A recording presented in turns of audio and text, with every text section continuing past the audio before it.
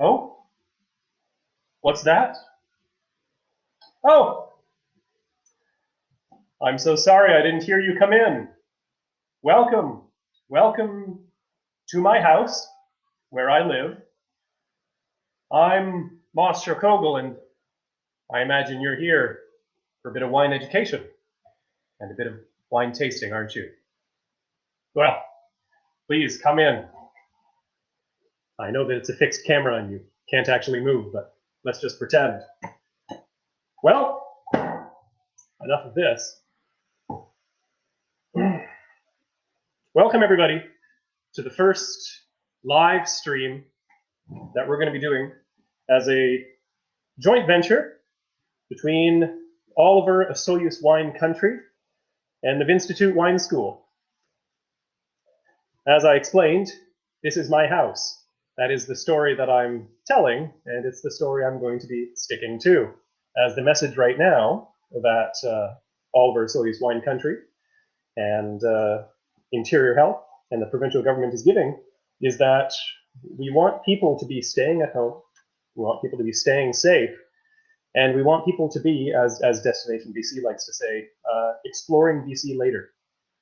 And so that's why we're doing this little opportunity to give you a bit of wine education, a bit of a wine tasting, a spotlight on a couple of fantastic wines from wineries right here in the South Okanagan, Oliver and Osoyoos, and basically just a little experience of the Okanagan from the comfort of your own home. Now, I am going to be watching the comments here, so if anybody has any questions at any time, please just say it. I may or may not answer you because I might be too busy talking and listening to the beautiful sound of my own voice, my favorite thing to listen to. Now,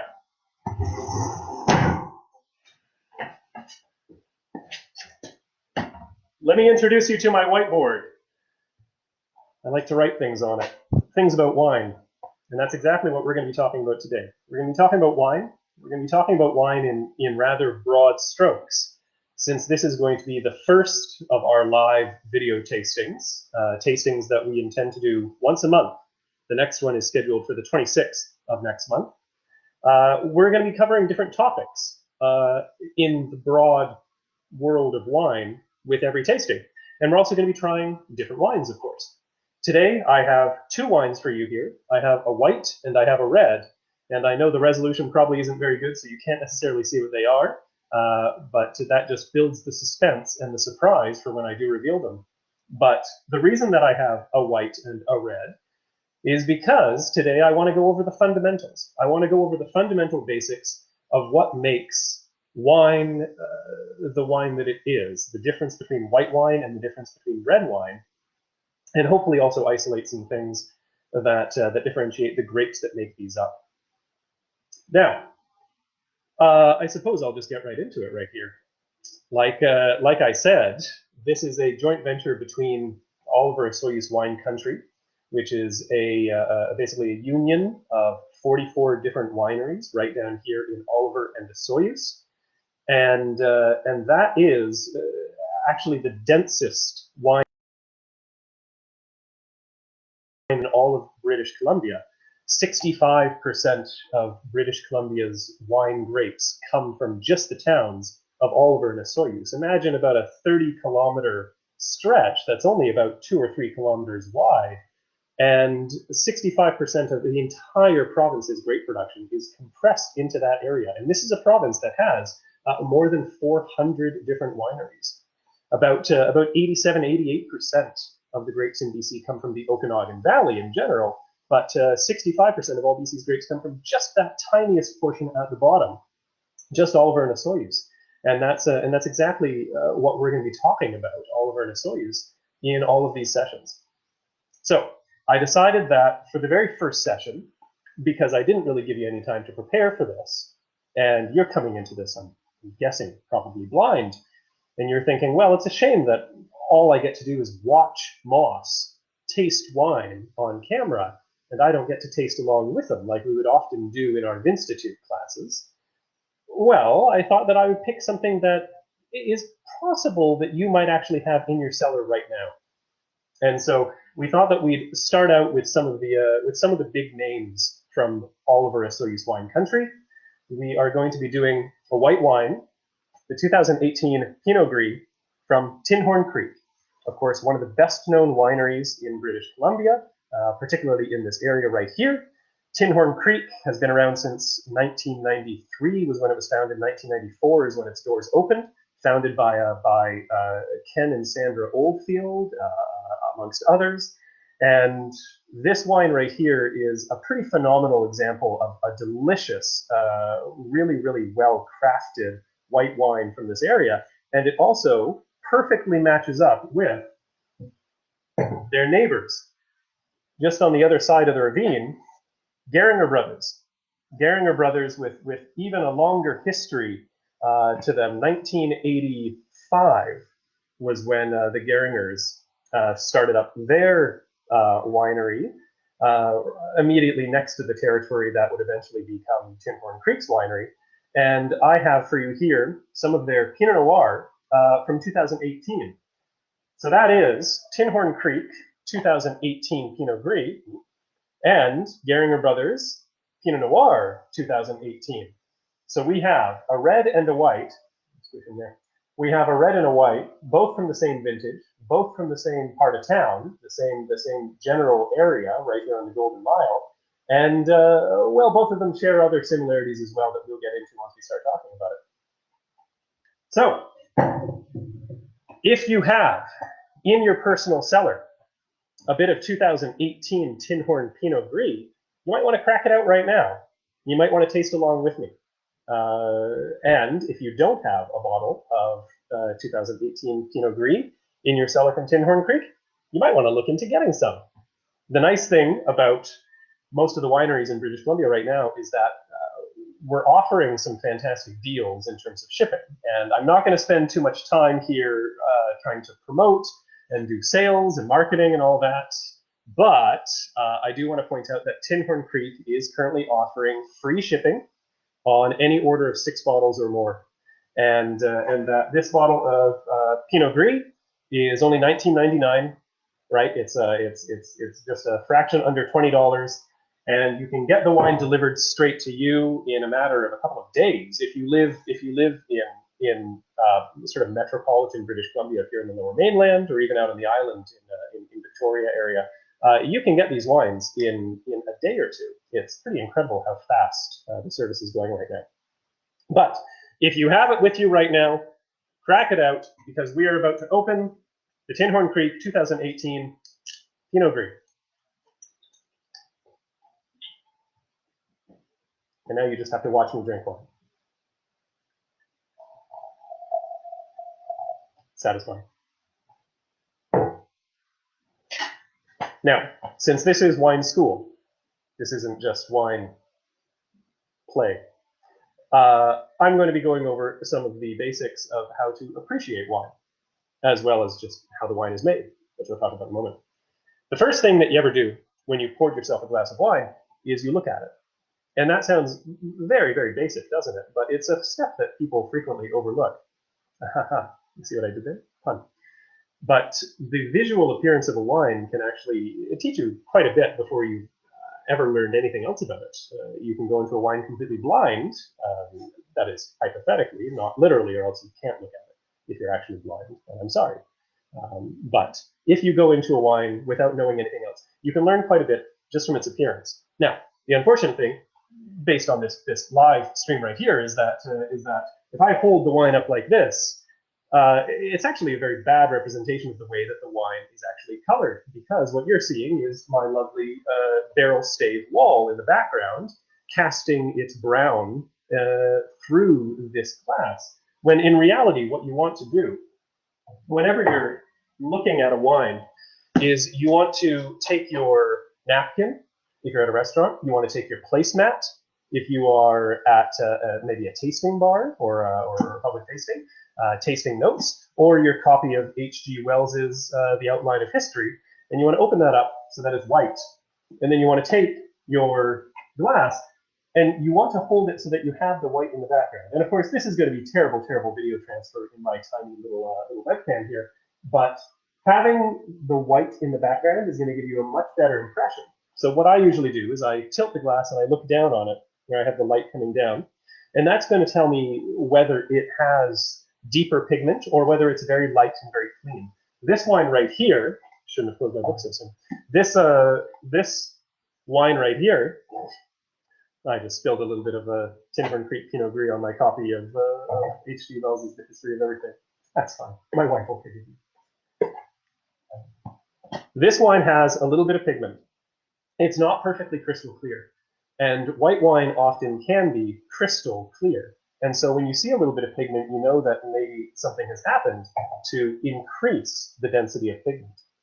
And at that point, I'm going to tell you how a white wine is made. I get to use the whiteboard. I love my whiteboard. When we're making a white wine, first, we harvest our grapes. Fairly straightforward. By the way, just type in the chat if you can't see the whiteboard very well. I'm assuming that the lighting is going to be a little bit funky right here, but I'll try to do my best with it. First, you harvest your grapes. Then you take those grapes and you press them. We tend to use big cylinder presses that have inflatable bladders inside. You pour the grapes into the press. They settle around the outside of this inflatable bladder, and then the bladder presses up and it pushes the grapes outwards, and those grapes squish up against the walls of the press, and that extracts the juice. It's important that we have that soft bladder inside pushing outwards, because it's a fairly gentle system, and you can dial in exactly how much pressure you want to use, which means that you can mash the grapes or you can gently press them. And when you press your grapes, you have juice that then comes out the bottom, separated from all the skins and seeds and pulp. And that juice you're going to put into a tank, and then you're going to add in yeast. The yeast goes ahead and eats up all the sugar that is latent within the grape juice. And of course, you have to imagine that when we harvest these grapes, they are sweet. They are very, very sweet. And so there's plenty of fodder for the yeast to go after. The yeast will devour that sugar, and it'll produce alcohol in exchange. Think about the relative alcohol content of something like beer, which is being made out of wheat products or barley or grains in general, and wine. Wine is much higher alcohol, and one of the reasons is that we're starting with sweet fruit as opposed to, barley, which is not something that you really think of when you think sugar. So the point is, we eat up all that sugar, and we wind up producing alcohol. And that alcohol settles into the wine, and you extract, you filter. I'm drawing some filter pads right here. You extract the dead yeast cells, which we call lees, L-E-E-S, lees. We extract the dead yeast cells and wind up getting the fresh juice coming out the other side. You usually put that into a stabilization tank, and then it's ready to bottle, and you have your wine. White wine is remarkably fast to make. You can create a white wine in a matter of months. Theoretically, you could harvest your grapes in September, and you could have the wine ready for American Thanksgiving. But usually that's not the way that we do things, just for the matter of logistics. Often you want to have a lot of your wines all together before you do a bottling run. You don't want to be pumping off wine every time that you have it. You want to kind of gather them all together. So it means that mostly we bottle our wines in the spring in this area here. But most of the white wines are ready and pretty much just setting in their tank and stabilizing from the point of Christmas or before that. So that's the basics of how to make a white wine. But I told you before that when I look at this Pinot Gris from Tinhorn, it has a little bit of pigment. And why does it have pigment? This process right here gives you a clean looking wine that doesn't have any coloration. And that's because there are things that you can do when you're making a white wine that will enhance the texture, that will enhance the sort of density, the mouthfeel of the wine, but they always leave a fingerprint. They leave a stain, and that means that the wine winds up darker. The first thing that you can do is when you're doing your press, you can allow a little bit of skin contact. You can allow the grapes to actually linger with their skins for a little period of time. And what that's going to do is it's going to enrich and it's going to enhance certainly the color, but it's also going to add texture.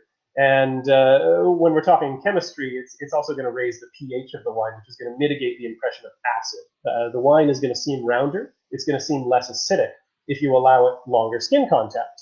And so that's something tactical that winemakers can do to kind of soften up their wines. Another thing is right around this stage of the process, instead of filtering or before or even after, you can put it into oak. You can put it into oak barrels. We all understand the basic concept of oak barrels, that they are made of wood, and when you put wine in it, it tastes a little bit like wood. That's a gross simplification because, generally speaking, oak doesn't actually taste like wood. It tastes like vanilla, it tastes like caramel, it tastes like baking spices, like cinnamon and nutmeg and clove. It's quite lovely stuff, and anybody who doesn't like oak wines, you need to try better oak wines. But oak barrels definitely do enhance the texture, the mouthfeel, rounding out that wine, but they also, again, leave color. They leave a stain. The final thing that you can do to enhance the texture of the wine, but also darken it a little bit, is prolonged yeast contact. I told you that we add in the yeast, it burns off the sugar, it creates alcohol, but after it's done, the yeast cells die. Yeast is a very badly designed organism because it will naturally create alcohol in its environment, but it can't survive in alcohol-rich environments. The general rule of thumb is 15% alcohol and your yeast is dead. And so the yeast is gradually pushing itself towards suicide, and when finally it hits that mark, then we usually filter it out to keep the wine clean. But what if we don't want the wine to be clean? What if we want it to be muddy? That's a bad way of putting it. But what we can do is we can leave the yeast in there. We can go yeast contact, and that will enrich and enhance the flavor of the wine. It'll give it more yeastiness. And yeast has a flavor. Open a jar of cooking yeast and smell it, right? That breadiness, that sort of brioche character there. Also, sort of a nuttiness or a fattiness. Some wines will smell like mushrooms. Some wines will smell like charcuterie plates, like bacon fat. And these are things coming from yeast. And so you can get that additional, we call it sort of secondary characteristics of flavor by leaving your yeast in. And you also get a little bit of added texture. This right here is a beautiful, clean wine, the Tinhorn Creek, but it has had a little bit of prolonged fine lees exposure. You see, what they do when Tinhorn Creek makes this is they take their wine after immediate processing, and they put it into stainless steel tanks, but also stainless steel barrels. So imagine something that's a couple hundred liters. I keep tapping this barrel that you can barely see because it's slightly off camera. But imagine a couple hundred liters, a stainless steel tank. So it's not adding in all the flavors of oak. It's not adding in those extra characteristics, but it's small and it's easy to control. And you can leave in a bit of those lees, those depleted yeast cells, and you have to come in and you churn them. You have sort of a long curved staff called a baton, and you use that to churn around the inside of those barrels and kick up the lees. That's a process called batonnage. doing that churning, and that's going to ensure that the wine is basically getting coated with these depleted yeast cells. And that is why this wine has a little bit more color than you would normally expect to see in a 2018 white wine. And it's also why it has some of its key characteristics. So that was looking at a wine. I said I was going to do 2 wines today, right? I'm assuming that you all have until midnight to watch this. Don't worry, we're gonna pick up pace here. But that's some pretty important stuff to talk about. The immediate visual look at a white wine is going to tell you a lot about the way that it was made. If the wine is crystal clear, you know it hasn't had these extra steps, and therefore you can expect a wine that is a very transparent window into nature's fruit without any of this additional content. But if you see a little bit of the color, you can think, okay, something has been done here to enhance the texture, to enhance the richness, and also to potentially add in some extra flavor. So once you do a little look at the wine, then what you want to do actually is smell it before you even swirl it. You thought I was going to say swirl. Well, you thought you were clever. I'm more clever. What you have to do first is smell it before you even swirl. I've been sloshing this around wildly because I've been talking and also spilling it on my book by H.G. Wells, which is, I think, a first edition, and so that's very embarrassing. But what you want to do is smell it so that you can detect any faults right off the bat. If you go to a restaurant, right, they will pour whoever orders the wine, if it's the proper kind of restaurant, they'll pour a little bit of wine for the person who orders it. What you should do is smell that wine without swirling it. Because if you swirl the wine, you can actually mask certain faults. You can hide some of the errors in the wine, you can cover them up, and then you smell it, it smells good, and then you wind up drinking it, and you realize, hey, you know what, there was something funky in there. So the only way to get a really accurate impression is to smell before you even swirl. Smells lovely. Then, after you do that, you give it a bit of air. Oxygen is fantastically important. It is utterly critical to get oxygen into your wine because oxygen is going to break it down. I know that doesn't sound like a good thing, but wine has a structure. And it's not uncommon to hear wine commentators, wine critics, winemakers use terms like rigid or stiff or closed off, right? These are terms that we use to describe wines that are not showing us everything that we want them to show us. And so in order to allow a wine to give you its best expression, this is another reason why it's very different than say, beer or spirits.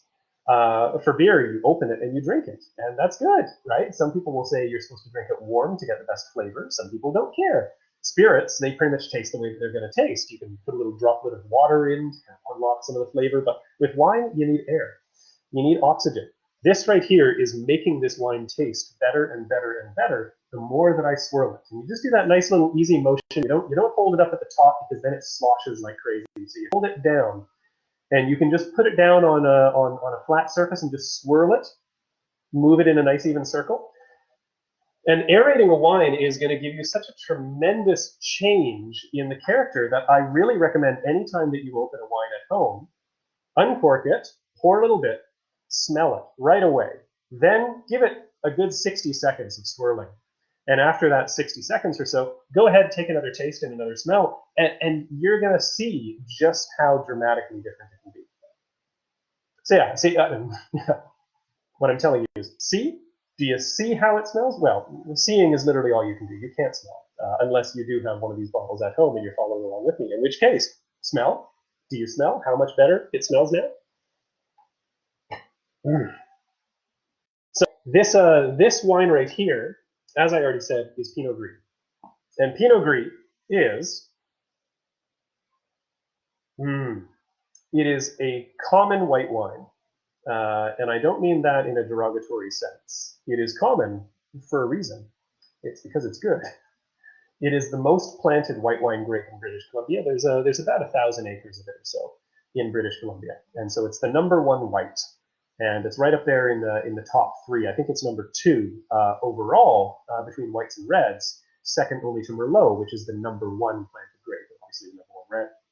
But Pinot Gris is very versatile, and that's one of the reasons why it is so beloved by vineyard managers and winemakers and wine consumers alike, because Pinot Gris can show you a lot of different things, and that comes kind of traces back to its origins, which are Pinot Noir. This is Pinot Noir that has suffered a bit of a genetic mutation, although suffer is maybe the wrong term for it because it's delicious. It's so good. And so what happens with grapes? They're hermaphroditic. You didn't really expect me to get into sex organs, did you? But it's true that grapes have male and female reproductive organs, and that means that they can pollinate themselves. And therefore, when all the bees in the world are dead, grapes are the only crop we're going to have left. Hooray, I guess. And this kind of hermaphroditic amorphous nature and the fact that they can self-pollinate also means that they are a little unstable. They're a little bit prone to mutation and change. And so the theory is that originally Pinot Noir, red wine grape, it just had these spontaneous mutations where you started to see lighter colored grapes appearing in the fields. And then those lighter colored grapes were then isolated by the farmers, who then took them aside and planted the seeds that came from them, and started propagating an offshoot of Pinot Noir, which is this, Pinot Gris. And there are certain traits of Pinot Noir that have stuck around. Both of them are fairly light, fairly delicate wines that have bright fruit, but they also both have colored skins. Pinot Gris looks like a red wine when you harvest it in the field. If you go up to Tinhorn Creek in September or maybe even early October, probably September, then I think they pick by September. But if you go in the early fall there, you will see right next to the winery, right off of the parking lot, their vineyard that has Pinot Gris growing, and it looks exactly like red wine grapes. And so you have to be very careful when you're making Pinot Gris in this stage right here. When you harvest your fruit and then you press it, you have to press it gently. And in fact, usually it is treated in kind of a separate format. Tinhorn Creek actually has a reputation for doing long, slow pressings with their white wines to do, like I said, this skin contact that kind of enhances texture and enriches the overall nature of the wine. But with their Pinot Gris, it's very clean, very swift, so that they avoid any skin contact, because those skins are red and they will stain that juice the moment that you give it a chance. And so sometimes you do see pink Pinot Gris out there. There's a lot of fruit coming forward in this wine. There's some beautiful, I'm getting white peach. I'm getting that lovely white peach, which is something that is almost floral in nature. I don't know if you can imagine the scent right there. It's stone fruit is the broad category that we use to describe peaches, apricots, nectarines, anything with a stone in it. And this right here is not that heavy ripe peach, but it's that light, delicate, floral, fragrant, almost white flower scent right there. Little tiny bit of citrus, but the acid is really not coming forward very much on the nose. Smelling the wine is when you're going to get most of its character, because your nose is much, much more clever than your tongue. Your tongue is just going to pick up, is it sweet? Is it sour? Is it bitter? Is it salty? Wine is not usually salty. But the nose has the ability to pick up tens of thousands of different kind of aroma compounds and different variations on scent. Two scents can combine together to create something entirely new. And so do not neglect smelling the wine. If you go to a dinner party and your host, let's say it's me, pours you 1 ounce of wine, don't complain. I'm doing it so that you can swirl it and smell it. And then once you've drunk it, I will pour you more. But when people say, no, top me up right to the very top, get out. You can walk home. Because that's just going to inhibit your ability to actually smell it. You're not going to get any of that aromatic kind of bubbling up. You need to have a little bit in your glass so that you can really swirl it, really take your time smelling it, and then you can just pour yourself more. You can just have more. It's all right. You're allowed. You're at home, right? So, time for a taste. The first taste is bad. No offense, Tinhorn Creek, I'm not even referring to you. I'm referring to all wine. The first taste that you take of any wine is usually not very good. And it's because wine is kind of harsh. Wine is naturally high acid. It's higher acid than a lot of other beverages that we're used to drinking. Even the low acid versions of wine are generally kind of high acid. And there's a lot of this intensity. And so when you take that first sip of wine, you're going to get hit with, ooh, tartness, or ooh, sweetness, or ooh, bitter. And you have to suffer through this first taste to prepare your mouth. You're going to acclimatize your mouth. We call it a primer coat because that's really what it is. You are coating your mouth and getting it ready to then receive the much more positive flavors that you're going to get on the second taste, on the third taste. If you ever go to a wine tasting at a tasting bar or whatnot, and somebody gives you a little bit of wine, and you take a sip and go, oh no, I don't like that. Too bad. You have to take another sip, because you really just don't even know. You don't know if you like it or not until you've had 2 or 3 sips. That's when it really starts to kick in. So, first taste, I'm going to hold it in my mouth. I'm going to kind of move it around a little bit. I want it to contact the top of my mouth, the cheeks of my mouth, up front, in back. I want to kind of move it all around. Some people gargle, or they suck in air, which can help kind of fan the flames and give you a little bit more intensity. But generally speaking, as long as you give it a little bit of time, you'll get a good impression.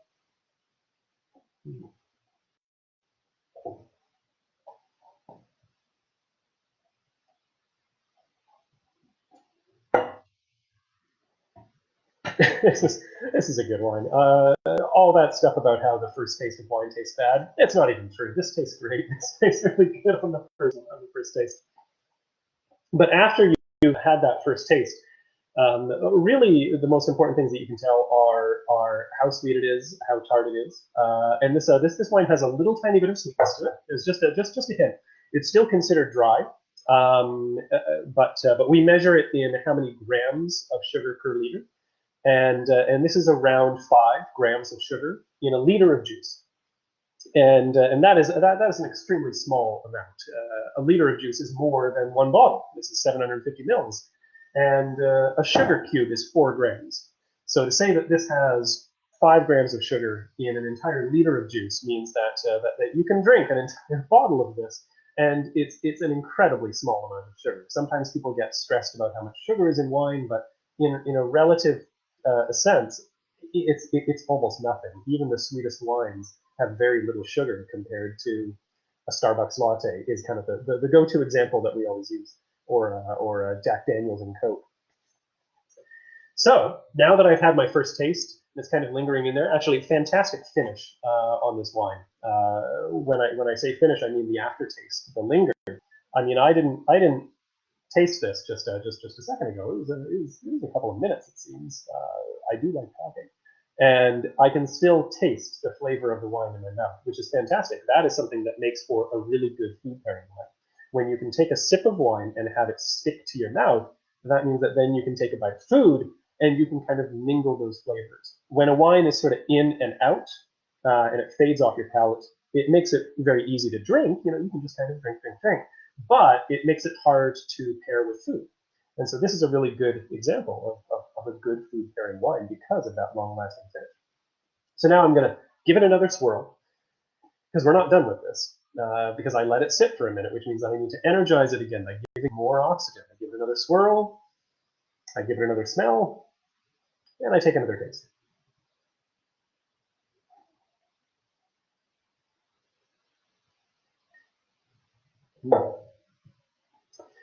So much richer that second time. The first taste, like I said, was actually good, surprisingly good. The second taste, even better. I mean, we just get this beautiful enhancement of the fruit. We get this bright, juicy character. It's a little bit sort of sweet lemon. What are we? Meyer lemon. It's more of that peach, and there's a little hint of nuttiness too, right? The lees contact, that yeast contact, is coming into play here, and we're seeing that extra hit of flavor that is just enhanced by the winemaking. It is so beautiful to see wines that are cunningly, that are cleverly made, that show you different aspects of the overall experience. I said before that yeast is what we call secondary characteristics. Primary characteristics are what's coming from the grape. And it can be equally beautiful to just have a wine that is purely primary characteristics. All it does is it just shows you what that grape was doing, because if that grape is grown well, you get something really transparent and something that gives you a perfect example of it. But it's nice when you see a little bit of those secondary characteristics from the yeast, or tertiary characteristics, which is generally from oak or from age in the wine. That can really turn an already enjoyable wine into something that is just a fantastic overarching experience, something that gives you more layers and more levels. It's good. It's just a good.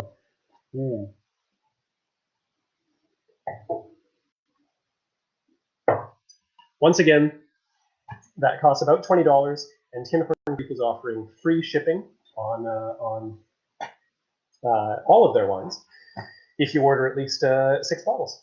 And it is swift, and it is efficient, and you're supporting local businesses by ordering. Now, I'm going to talk about red wine. So that was white.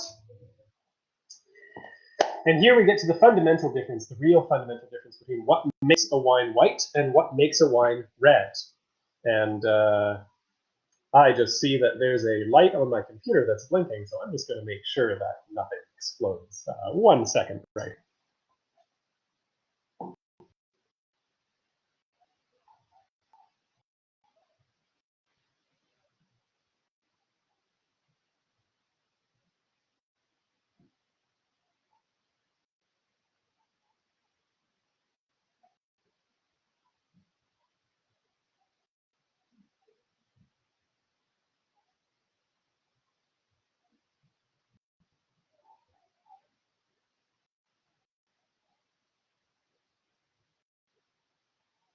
Okay, folks.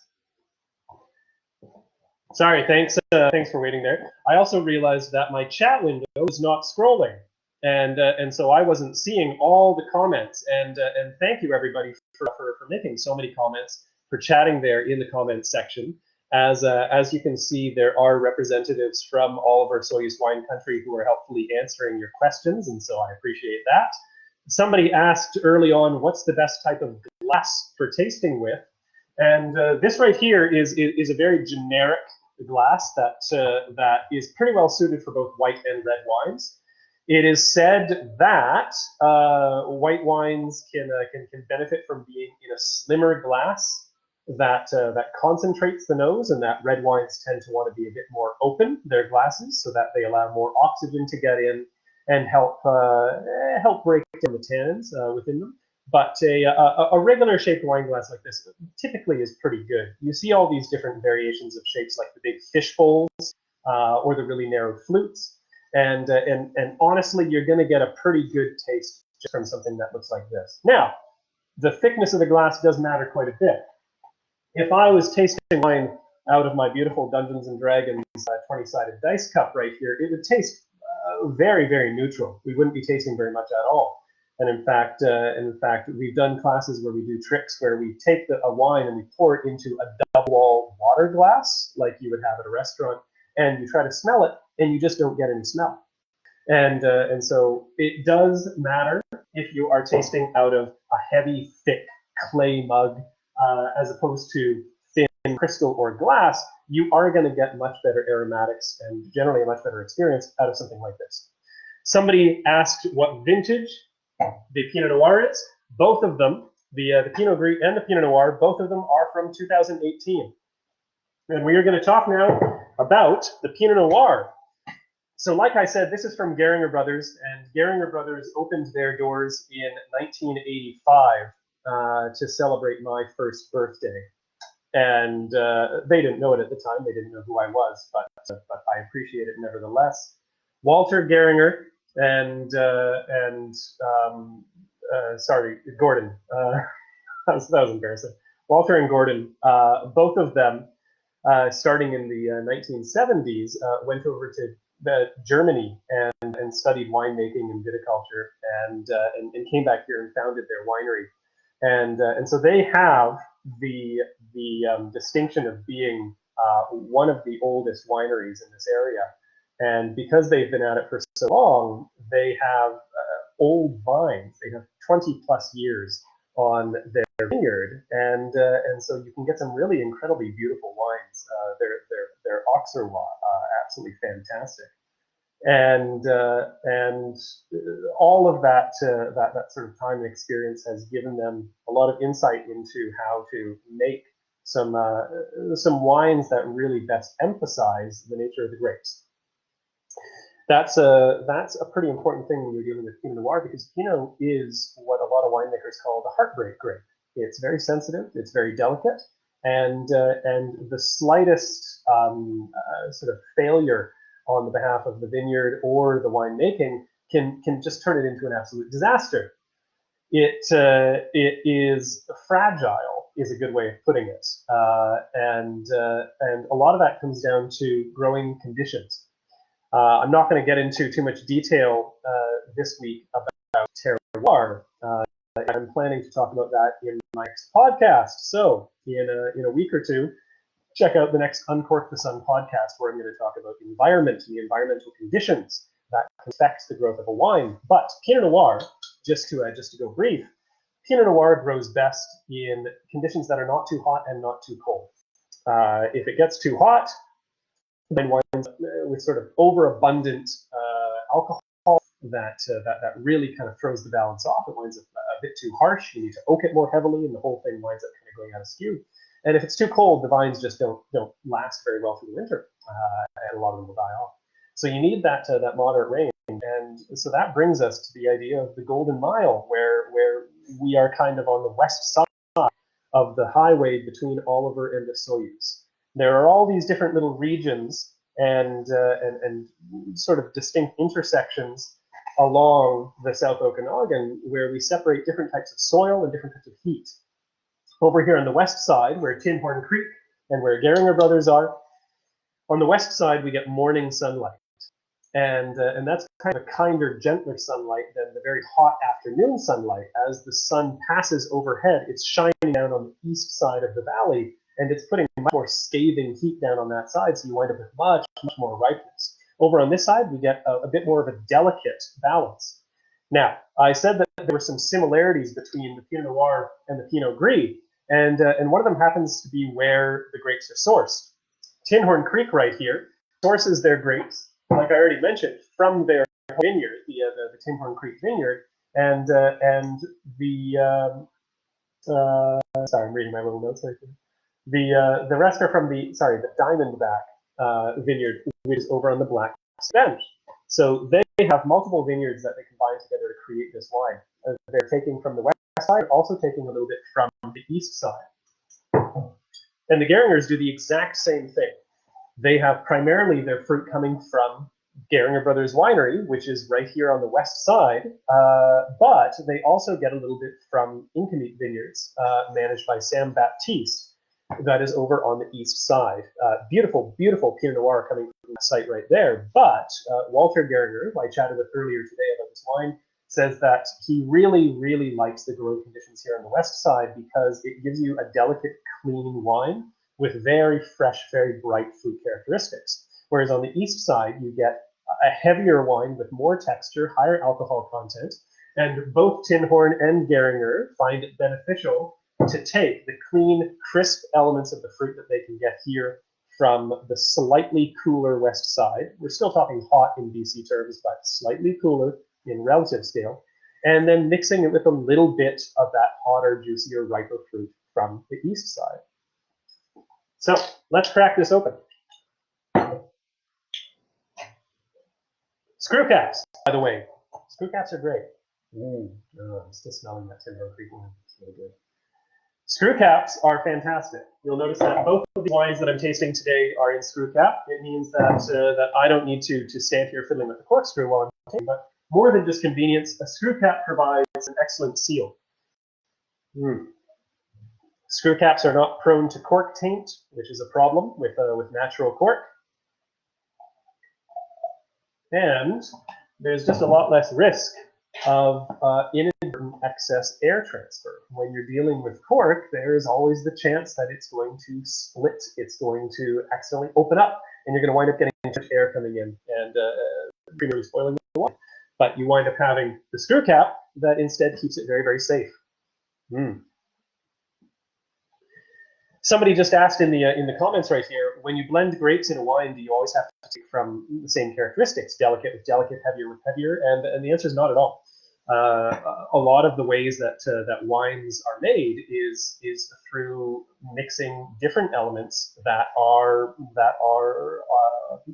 almost in contrast to each other. Think about cooking. When you're cooking at home, you don't just put acid with acid with acid. You don't just put salt with salt with salt. You want to balance things. You want to take fat and you want to mix it with acid. You want to add in salt, but not too much. And it's just the same with making wine. You want to blend and you want to combine different elements to make one ultimately how to say it here, one wine that is ultimately greater than the components that are used to make it. So with this Pinot, let me get my smelly stained book with a picture of dinosaurs, and have a little look here.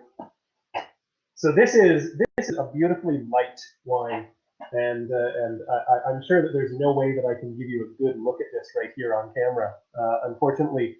But the color in this is vibrant, it is fresh, it is intense. We suffer something when we're making wine, and it is the degradation of this initial pop. When you first harvest your juice, it is so bright looking. It looks like, well, it looks like grape juice, but honestly, a lot of the time it looks like beet juice. It's this really intense, vibrant color. And then as you process the red wine, as you oxidize it, it kind of browns out and you lose a little bit of that initial intensity. Well, this still has this really bright intensity. And there is something very special that the Gehringers do to achieve this. And that is called carbonic maceration. Didn't think you were going to learn about carbonic maceration today, did you? You didn't even know what carbonic maceration was, but I'm going to teach you.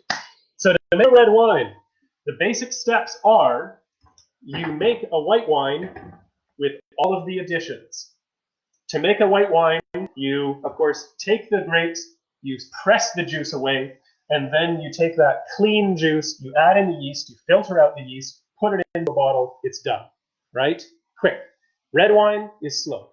Red wine, you're looking at, at least a year, oftentimes, very commonly, 2 years of production time. The bottle, what it says right there, 2018, the vintage that is on a bottle of wine, on any bottle of wine, is always a reference to when it was picked. It has nothing to do with how long it took to make. It has nothing to do with when it was released. It's just the harvest year. And that can make a big difference. When you look at a red wine that says 2014, right, that means that it was picked from the 2014 year, but it may have taken 2 or 3 years, or even more, 4 years, to actually produce that wine and get it into a bottle. And that production time can really influence the character of a wine. Now, for a red wine, you harvest your grapes, and then instead of pressing the juice out, instead you mash the juice. You do sort of a mashing system where you press the grapes, basically crush them down. You can use a tool called a crusher destemmer that does exactly what it says on the box. You put the grapes in one side, and it rotates a bunch of paddles around and basically smashes the grapes. It pulls the stems through until they pop out the other side, but all the grapes get mashed up and then dropped down, and they settle in this mush. So you have skins, you have seeds, you have juice, you have pulp, everything all together. You put it into some big fat pipes, and you channel that through and drop it into a big fermentation tank. And that's when you then throw in your yeast, and then you ferment it. But it's fermenting with, use pink for this, crazy mash. It's fermenting with all the skins and all the seeds and all the pulp inside of it. And here we get to the reason why red wine is red and the reason that white wine is white. Pinot Noir and Pinot Gris, as I said, mutations of the exact same grape, right? Well, one of them non-mutated, one mutated. They both have clear juice. Pinot Noir juice is clear. And if you take Pinot Noir and you harvest it and treat it like a Pinot Gris, pressing that juice away, you're going to get a white wine. And you can find white Pinot Noirs. They exist. They're kind of neat. Tinhorn Creek does a white Pinot Noir. Best place to get that is usually Mirador restaurant.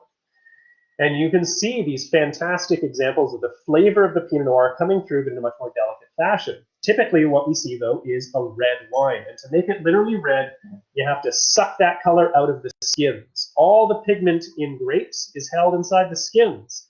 And so when you do this maceration period, that's what we call it, macerate, you're absorbing the color from the skins, and you're infusing that into the juice, and that juice is getting darker and darker and darker. Pinot Noir is a light wine. You can read through it. You can read H.G. Wells's A History of, an outline of history. I was thinking a short history of everything by Gris, different book. This is an outline of history, and you can read right through it because there is not a really dense pigment in here.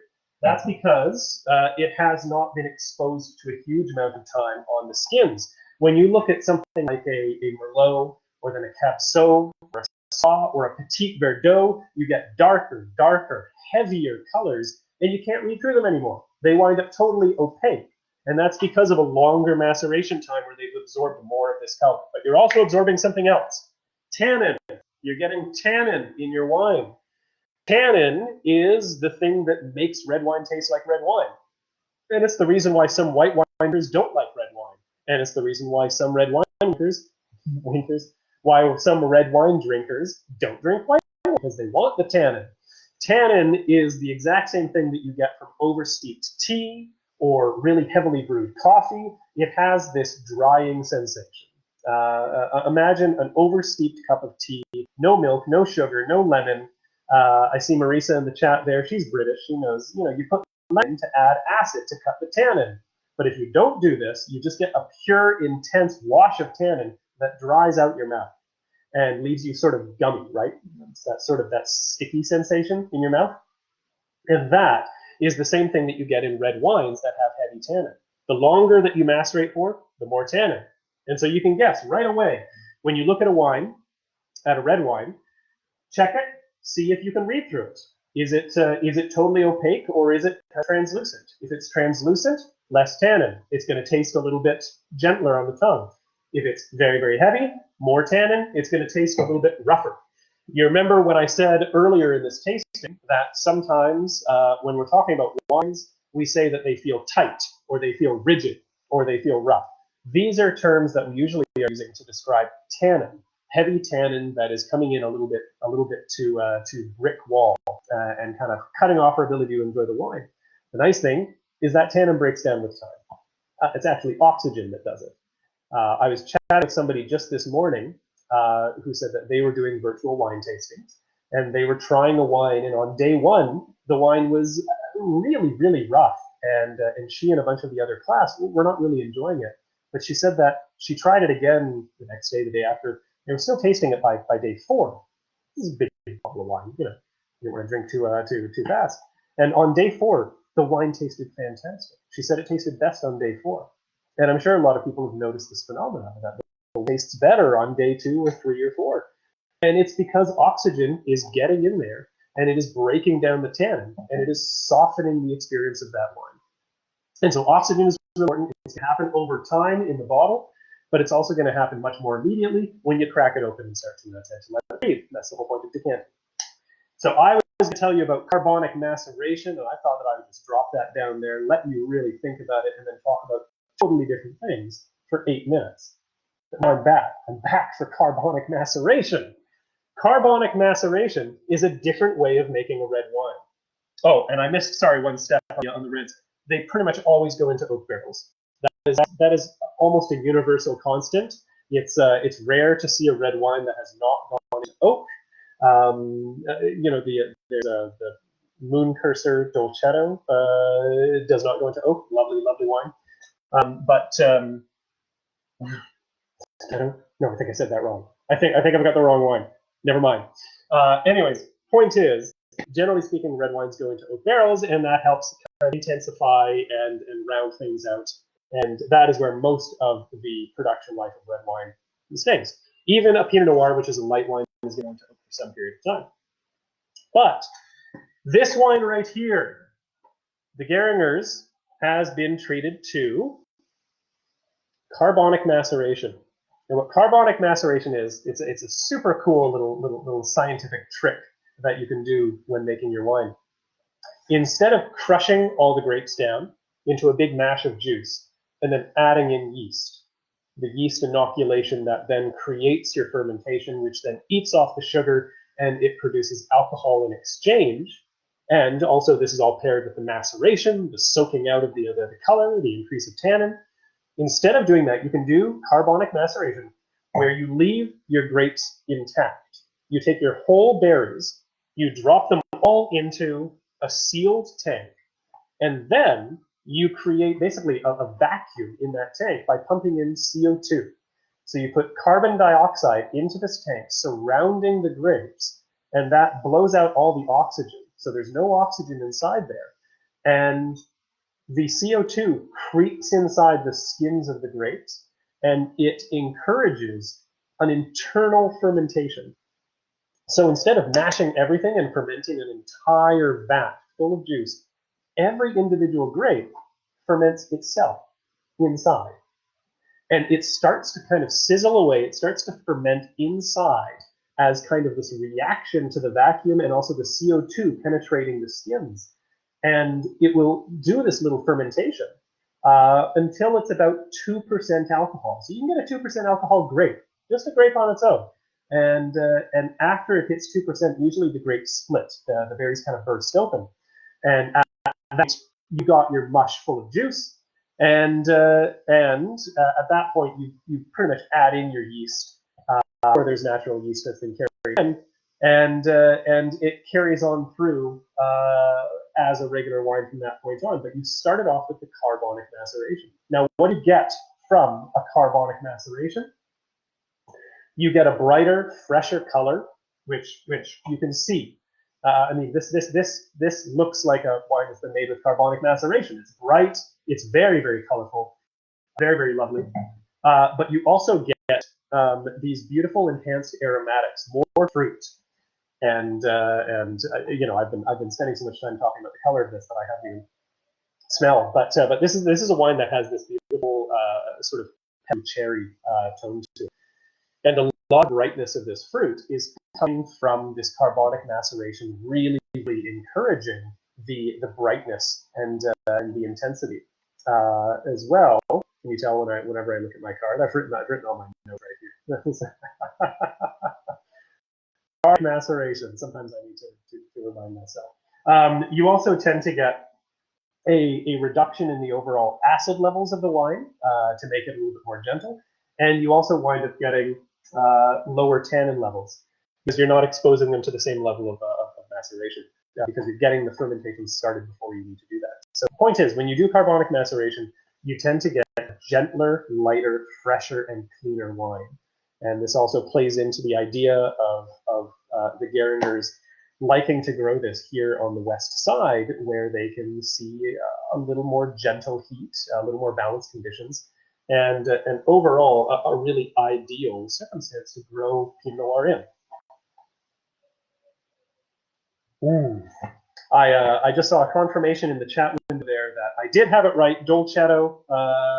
There was just the briefest moment where I doubted that the moon cursor Dolcetto is actually the name of real wine and not something that I just made up in a fever dream. But no, Dolcetto is a beautiful wine that does not have any oak to it, and it's really bright and it's really colorful. It's similar in certain ways because you have this intensity of fruit and this sort of jazzy jamminess without it being dense and sort of heavy stewed fruit. Now the tasting where you watch me taste.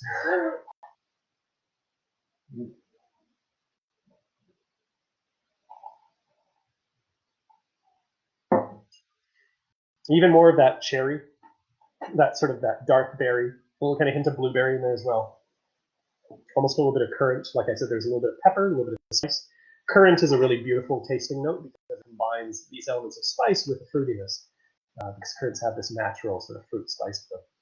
Walter told me today that this wine has pretty much an ideal cellaring potential for kind of 2 to 4 years. Carbonic maceration, when you treat a wine with carbonic maceration, you tend to get a wine that is shorter lived than when you do the traditional maceration for a red wine. If you're making big, hefty, long-term wine, you want to do the traditional maceration. You want to treat it to long time in oak to really kind of double down and reinforce the texture of the wine and stretch it out. But when you are making a wine that is designed to be bright and fresh and clean, the carbonic maceration is a great way of doing it. Actually, the most famous region in the world that does carbonic maceration as a point of course is Beaujolais, which is an area in eastern France that specializes in Gamay Noir. And they make the wine that is called Beaujolais Nouveau, which is a wine that is so incredibly quick that they make it in pretty much, a month and a half, 6 weeks or so. They harvest the grapes, they do carbonic maceration, boom, boom, boom, slap it into the bottle, and then if you don't drink it by Easter, it goes bad. But it gives you a beautiful impression of what that wine is going to be like, what that season is like. You can kind of celebrate and have a winter red wine from that very year, which is very neat. Now, this, like I said before, even though it has gone through carbonic maceration, it actually still has some shelf life to it. This is not a wine that's going to go bad anytime soon. You've got the better part of a good half decade there, and hi Trina, how are you? And so this is wine that is going to be fresh and bright for a couple of years to come. One of the things that has kind of preserved that shelf life is a nice little core of acid in there. Acid is a really nice preservative.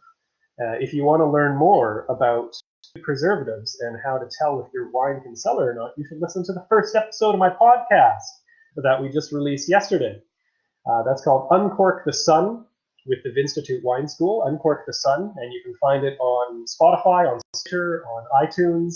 Just search through whatever podcast utility that you use, whatever app you use, and you'll find it. And the first episode is all about what kind of wines cellar well and which wines you're supposed to drink a little bit earlier. This wine costs $15. Isn't that perverse?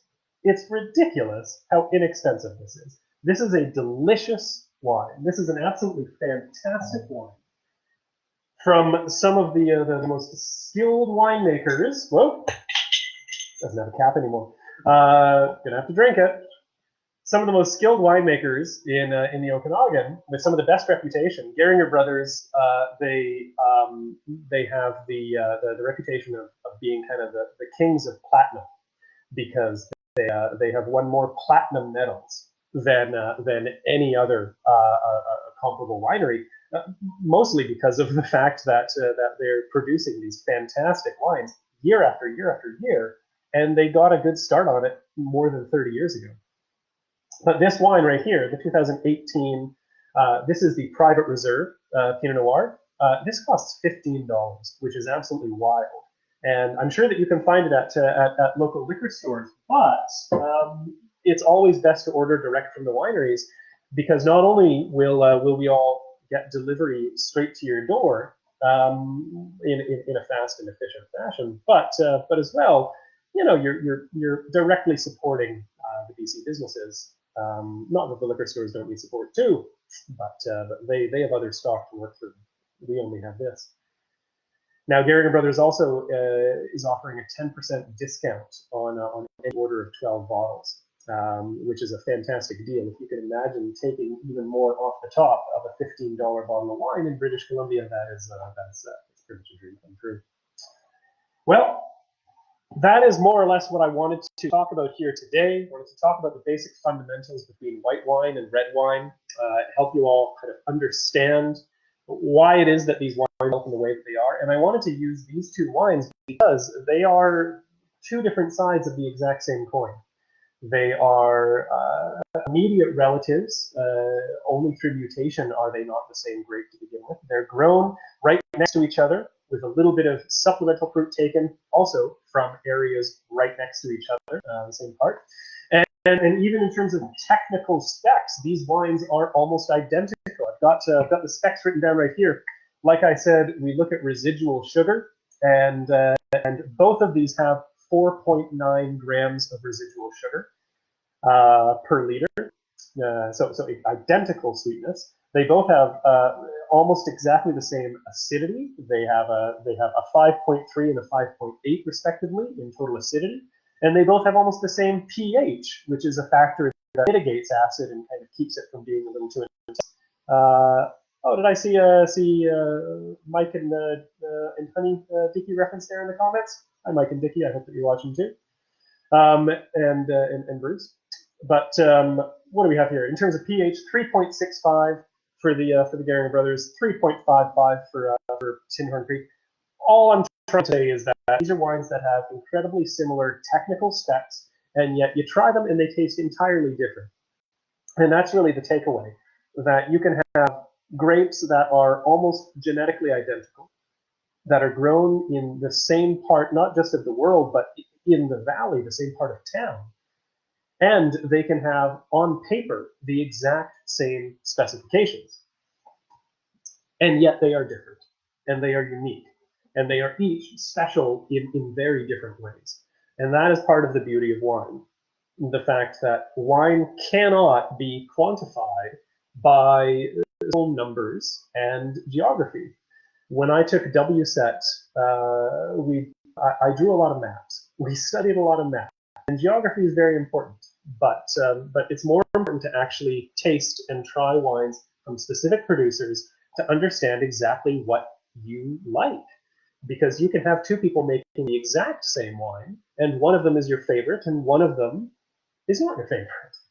And so I hope that these are two examples that you'll head out and buy bottles of, because I think that both of these are really admirable wines coming from this area that anybody would be happy to drink.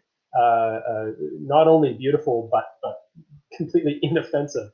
You're not gonna spoil anybody's dinner party by bringing one of these.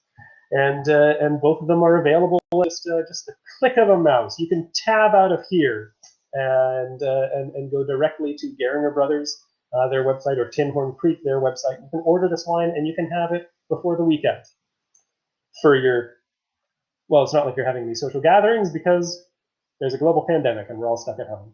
Did I mention that this is my home? That is the story. All right, thank you, everybody.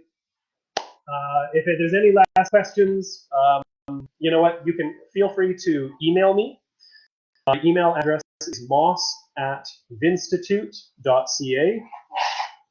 Vinstitute.ca, and you can shoot me any questions that you have, and I'll either answer in person, or if you want to send in some questions in advance of the next live tasting, which is going to be on the 26th of next month at the same time, 7 p.m. streamed right here on the Oliver Osoyoos Wine Country Facebook page. Let me know then, and I'll try to answer as many of your questions as possible. And of course, please listen to our podcast, Uncork the Sun, with the Vinstitute Wine School. That episode 1 is out now. Episode 2, I still have to record it, so it'll be out soon. And thank you all. Have a good day. Take care.